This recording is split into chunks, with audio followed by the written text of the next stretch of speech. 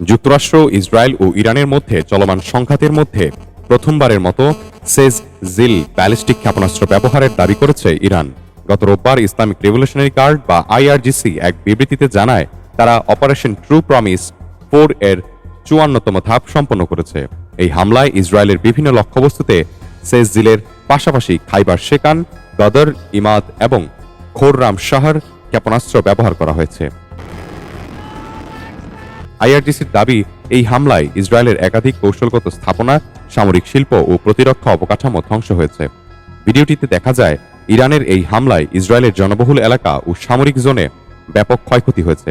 IRGC বলছে তাদের প্রতিটি আঘাত নির্ভুল ছিল এবং এটি ইসরায়েলি বাহিনীর উপর সামরিক চাপ বাড়াতে পরিচালিত হয়েছে।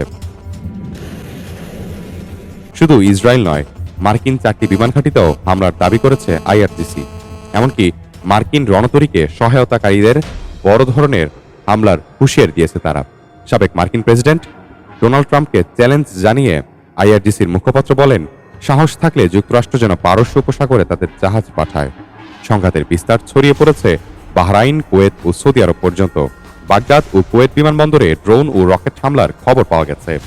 কুয়েত বিমানবন্দরে ড্রোন হামলার ব্যাপক ক্ষয়ক্ষতি খবরটি নিশ্চিত করেছে বিভিন্ন সূত্র। এদিকে যুদ্ধবন্ধের বিষয়ে যুক্তরাষ্ট্রের সাথে কোনো আলোচনায় বসতে আগ্রহী নয় ইরান। সিবিএস নিউজকে দেওয়া এক সাক্ষাৎকারে ইরানের পররাষ্ট্রমন্ত্রী আব্বাস আরাকচি বলেন, আমরা স্থিতিশীল এবং শক্তিশালী।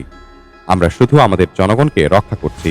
যুক্তরাষ্ট্রের সাথে আলোচনার কোনো কারণ নেই, কারণ তাদের সাথে আমাদের অতীত অভিজ্ঞতা ভালো নয়।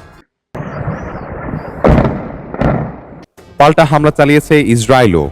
ইরানের হামেদান শহরে ইসরায়েলি বিমান হামলায় আইআরজিসি এবং বাসিজ মিলিশিয়ার সদর দপ্তরে ভয়াবহ অগ্নিকাণ্ডের সৃষ্টি হয়। ইসরায়েলি সেনাবাহিনী বা আইডিএফ জানিয়েছে, লক্ষ্য পূরণ না হওয়া পর্যন্ত তেহরানে তাদের হামলা অব্যাহত থাকবে। এমনকি ইরানের সরকারি অবকাঠামো লক্ষ্য করে হামলার পরিধি আরও বাড়ানোর হুমকি দিয়েছে তারা। লেবাননেও ব্যাপক বিমান হামলা চালিয়েছে ইসরায়েল। তবে আগামী কয়েকদিনের মধ্যে ইসরায়েল ও লেবাননের প্রতিনিধিদের মধ্যে যুদ্ধবিরতি নিয়ে আলোচনার ইঙ্গিত দিয়েছে তেল আবিব। তাইফুল ইসলাম, ডেস্ক রিপোর্ট, জনতার খবর।